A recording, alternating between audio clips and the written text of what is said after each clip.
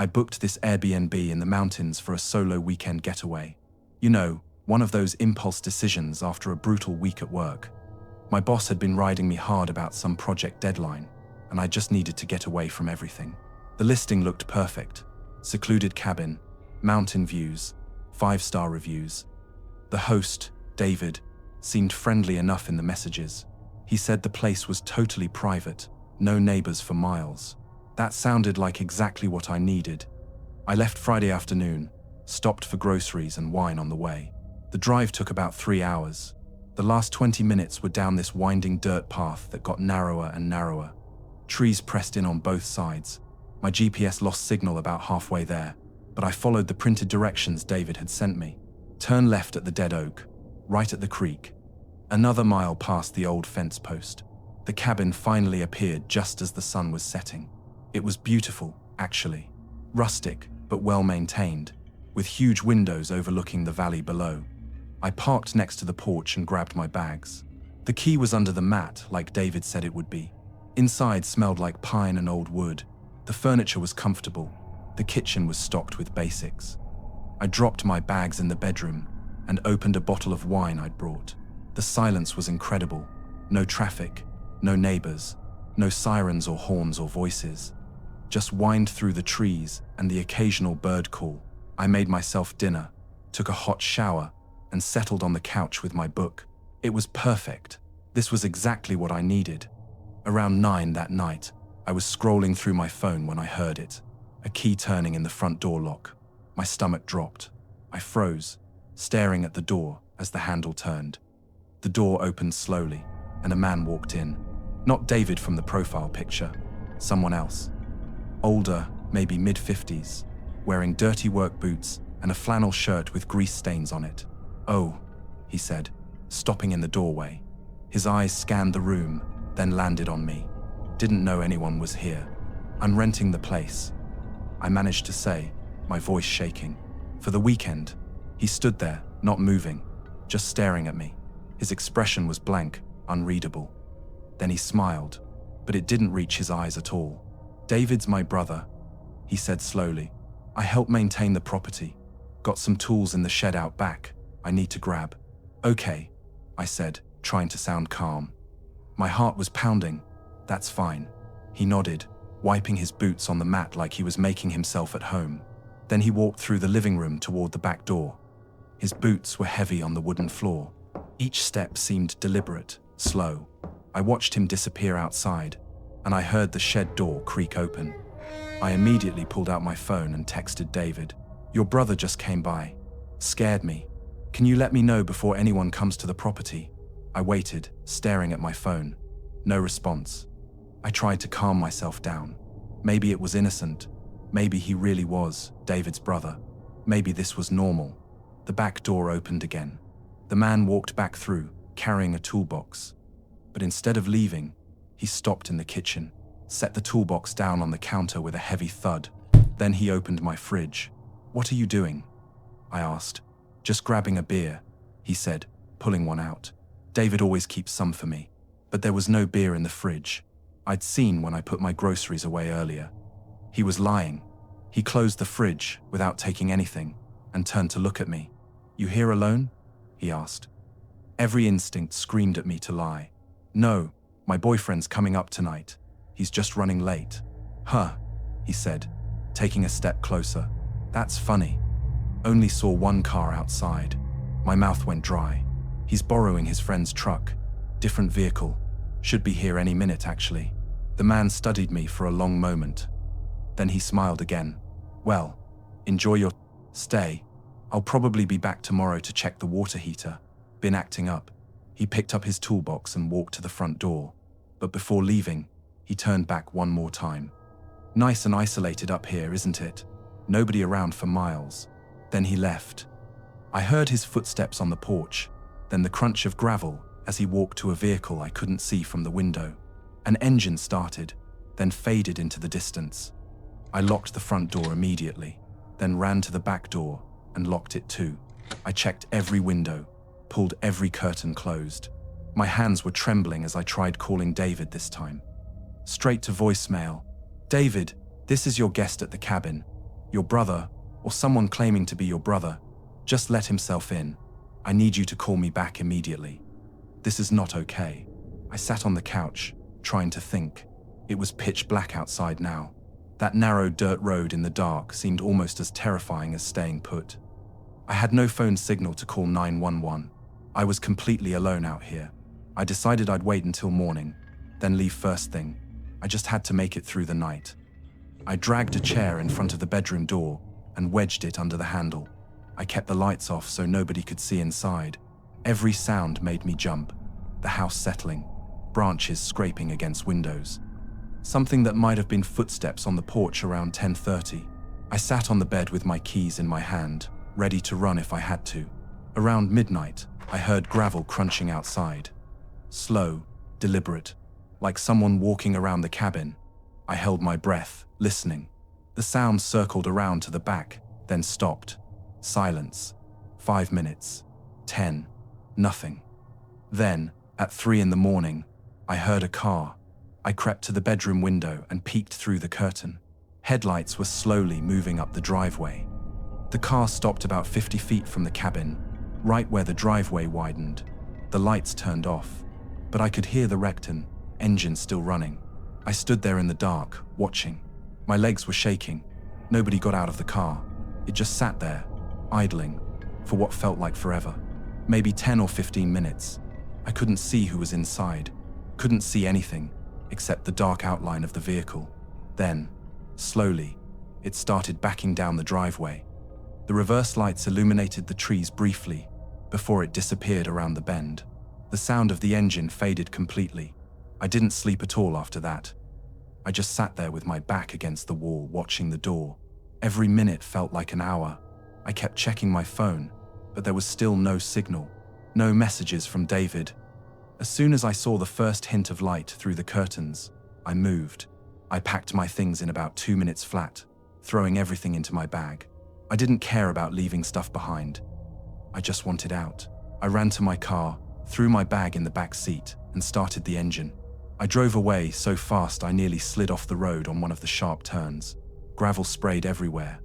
I didn't slow down until I hit the paved road 20 minutes later. When I finally got back to cell service, I had a message from David. Sent at 6 in the morning. Sorry, was out of service area all night. My brother doesn't have a key to the property. He lives 3 states away. Are you okay? What happened? I pulled over on the side of the road and just sat there, shaking. My hands were gripping the steering wheel so hard my knuckles were white. I read the message 3 more times. He lives 3 states away. He doesn't have a key. So who the hell was that man? And how did he know I was there? How did he have a key? I called the police from a gas station, filed a report. They said they'd send someone to check the cabin, but I never heard anything back. David refunded my money and apologized profusely. He said he'd never had anything like that happen before. He was changing all the locks, but I kept thinking about it. That man knew the layout of the cabin, knew about the shed, knew I was alone, and that car at 3 in the morning, just sitting there in the dark, watching. I never went back. I didn't even ask for details about what the police found. I just blocked the number and tried to forget about it. But sometimes, late at night, when I can't sleep, I still think about that man. The way he smiled, the way he said, "Nice and isolated up here." And I wonder what would have happened if I hadn't lied about my boyfriend coming, if I'd stayed another night, if that car had decided to do more than just watch.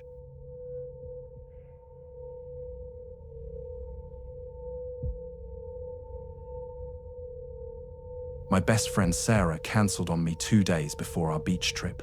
Her mum got sick, family emergency, totally understandable. But I'd already taken the time off work, paid for the resort, everything. So I said screw it and went alone. The resort was beautiful, one of those all-inclusive places, right on the water, in the Dominican Republic. I figured I'd relax, read some books, maybe flirt with someone at the bar, just decompress, you know.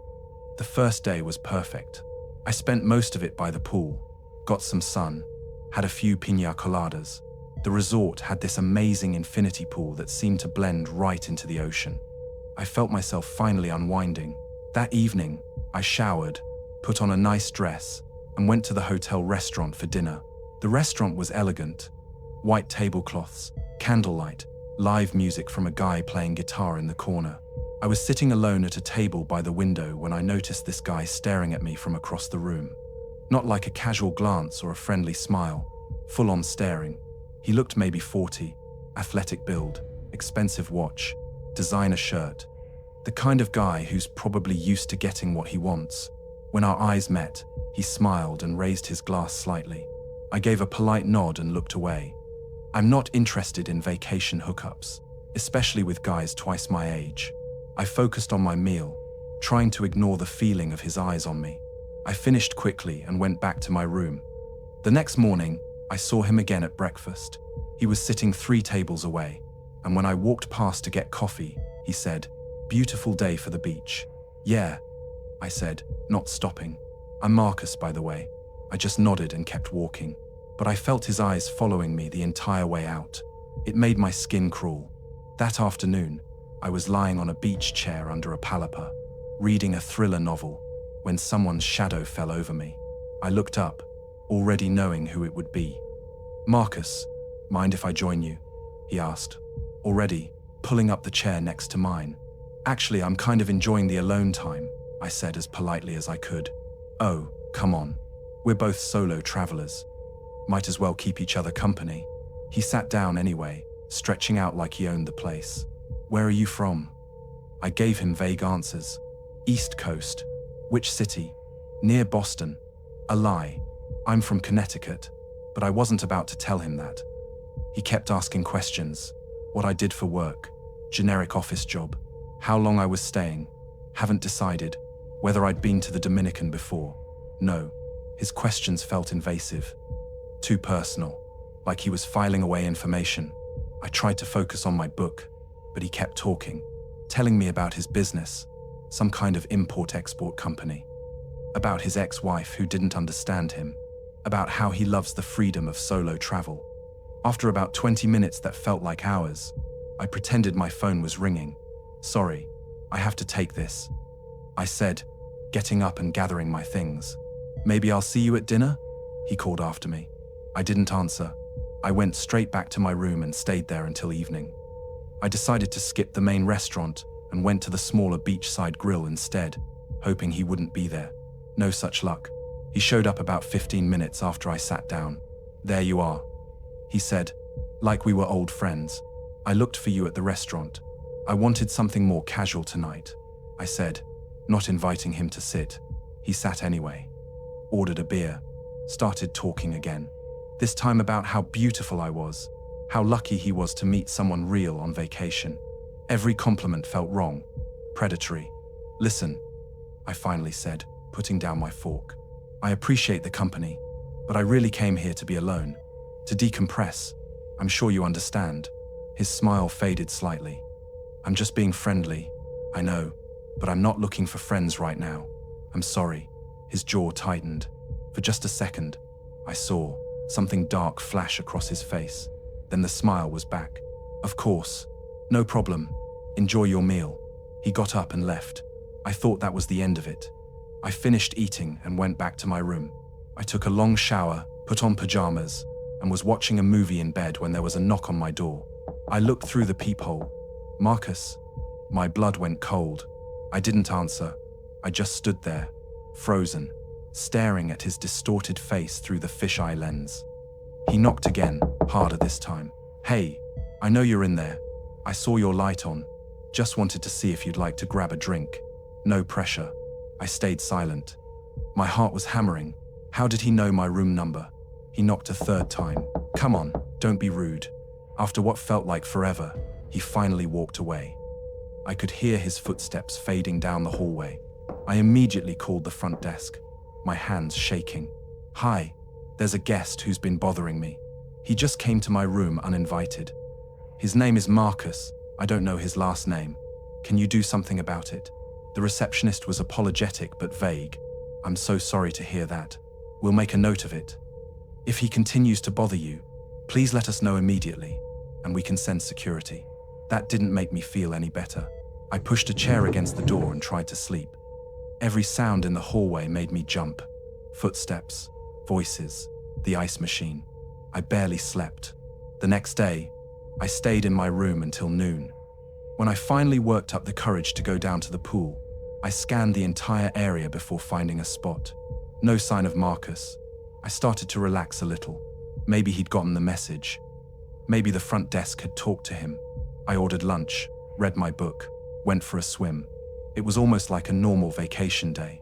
Then my phone buzzed. A text from an unknown number. "You're looking beautiful today. Blue swimsuit is definitely your color." I looked around frantically, my heart racing. Where was he? I couldn't see him anywhere. Not by the pool, not on the beach, not in the bar. But he could see me. He was watching me right now. I grabbed my things and ran back inside. My hands were shaking so badly I could barely unlock my door. I called the front desk again, nearly crying. "Someone is texting me, watching me. The same guy from last night. I need to speak to a manager right now. This is not okay." The manager, a woman in her 50s named Sophia, came to my room 20 minutes later, professional but concerned.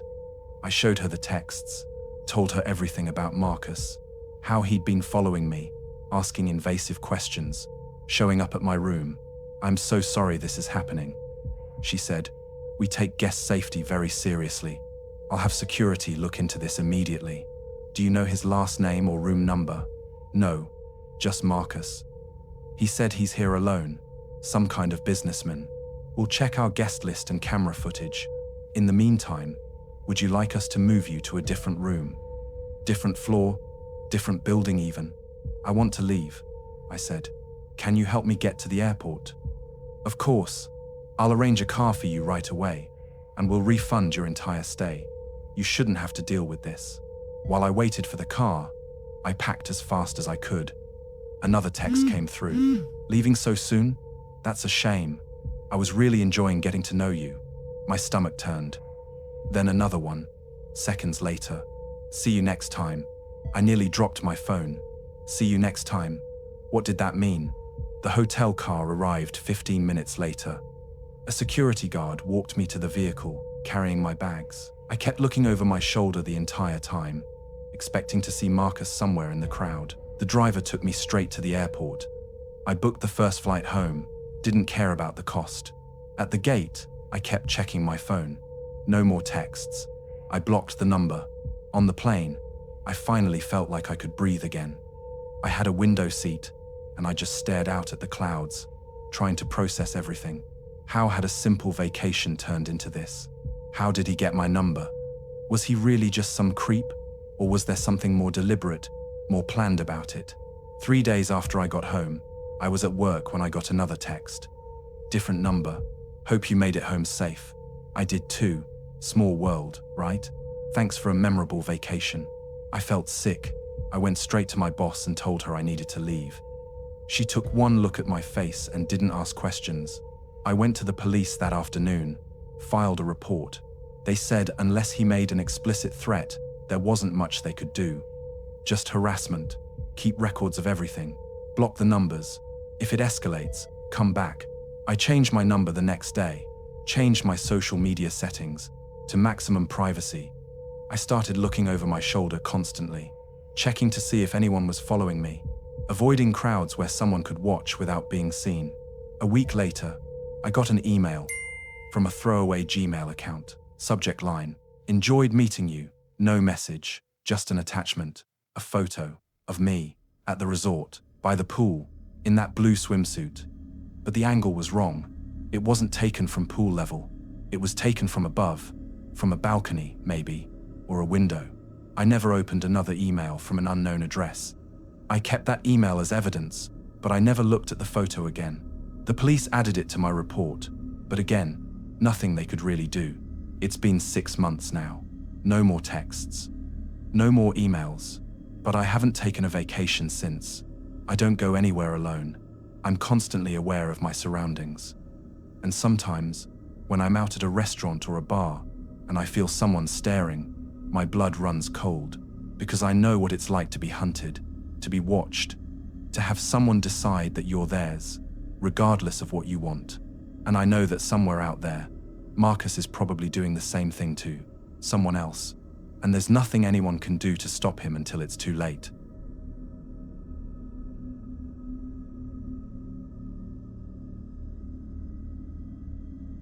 I went to Morocco with a tour group last spring, one of those guided vacation packages where everything's planned for you.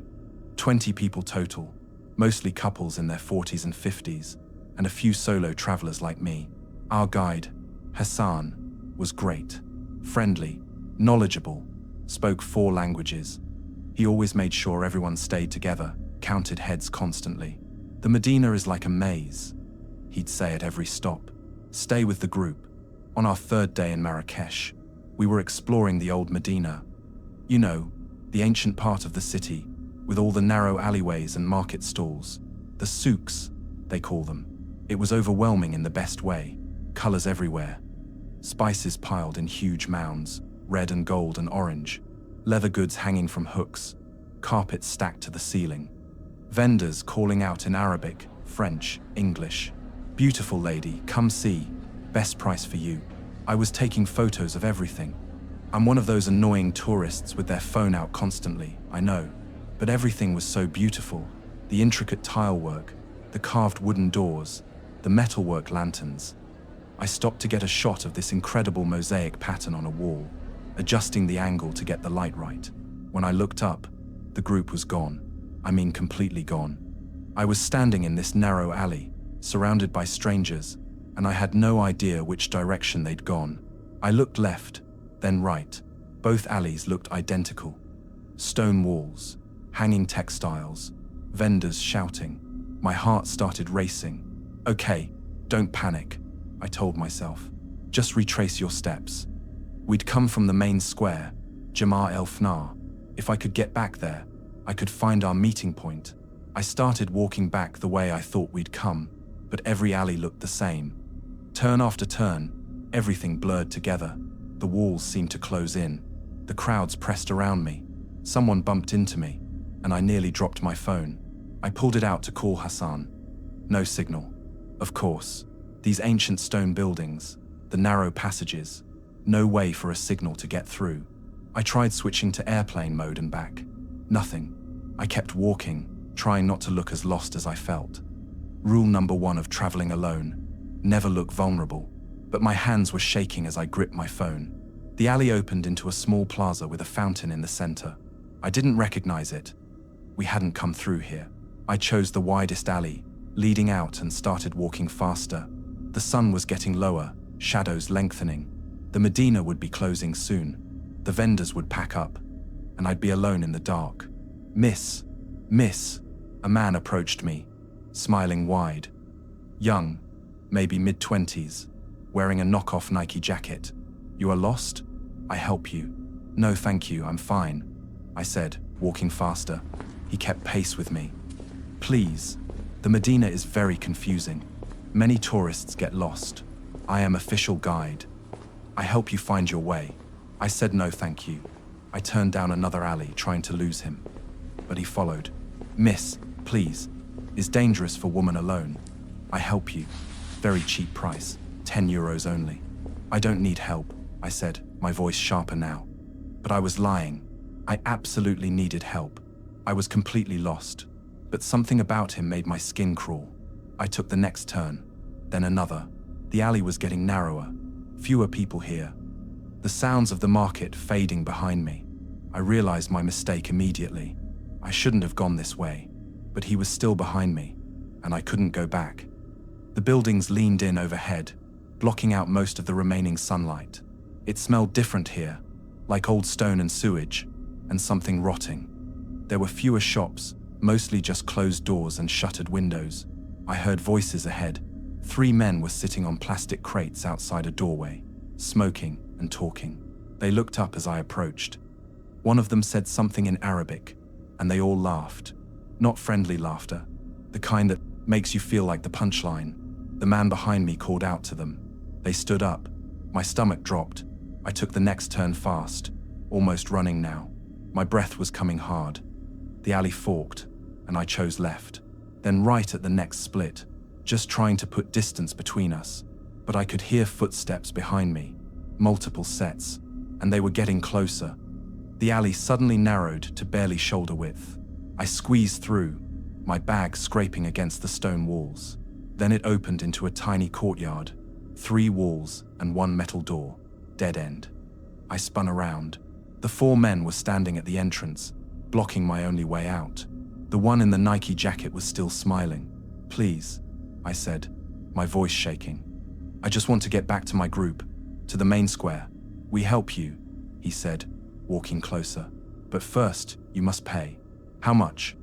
I asked, reaching for my wallet with trembling hands. He glanced at the others. They were watching me like predators, like I was prey. "Everything," he said, not smiling anymore. "Phone, money, bag, all of it." The other men moved closer. One of them pulled out a knife. Not threatening with it yet, just holding it, letting me see it. "Okay," I said, trying to keep my voice steady. "Okay, just don't hurt me." I started to take off my bag when I heard it. A voice calling out, sharp and authoritative. The men stopped, turned around. An older man in traditional robes was standing behind them, shouting in Arabic. His tone was angry, commanding. The 4 men hesitated. The older man kept shouting, gesturing at them. I caught one word I recognized. Hshuma, shame. The men in the Nike jacket said something back, but it sounded defensive. The old man took a step forward, still yelling. He was smaller than them, probably 70 years old, but something in his presence made them back down. After a tense moment, they slowly walked away, not running, but moving, shooting looks back at me and the old man. But they left. The old man watched them disappear around the corner. Then he turned to me. His face was weathered, lined with age, but his eyes were kind. "Come," he said in heavily accented English. "I take you to Main Square. It's not safe here for tourists alone." "Thank you," I managed to say, tears starting to form. "Thank you so much." He shook his head. "Those men, they are bad. Not from Marrakesh. They come here to rob tourists. Police cannot catch them all." I followed him through the maze of alleys. He walked slowly but confidently, like he'd walked these paths 1,000 times, which he probably had. He didn't try to make conversation, didn't ask for money or try to sell me anything. Just walked. We passed through narrow passages I never would have found on my own, under arched doorways, through covered sections where the buildings met overhead. The walls were so close I could touch both sides at once. Gradually, I started hearing more sounds, more people, vendors calling out, music, the smell of food cooking. We turned a corner, and suddenly, the alley opened up.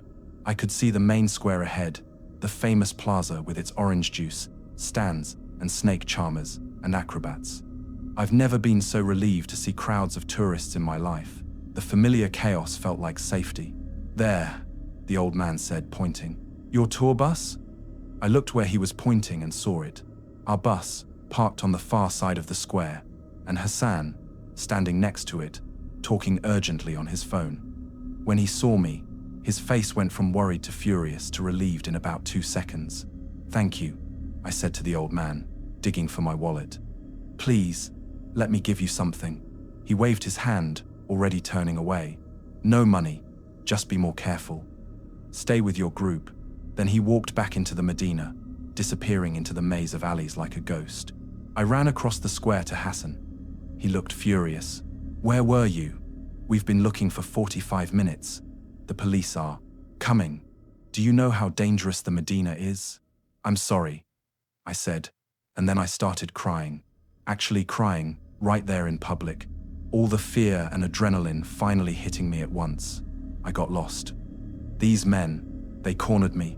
They had a knife, and this old man, Hassan's expression changed immediately. "You were attacked?" I told him everything. He called off the police search and gathered the rest of the group. Everyone was staring at me. Some looked concerned, others looked annoyed, like I'd ruined their evening. Hassan drove us back to the hotel. He apologized over and over, said nothing like this had ever happened on his tours before. He offered to let me skip the rest of the Medina tours, stay at the hotel with a security guard if I wanted.